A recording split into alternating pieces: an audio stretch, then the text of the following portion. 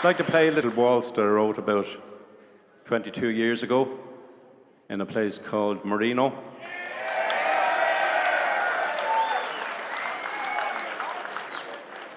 And as a little treat for you tonight, my youngest daughter, Keola, when I wrote this tune, she was about 4, I think.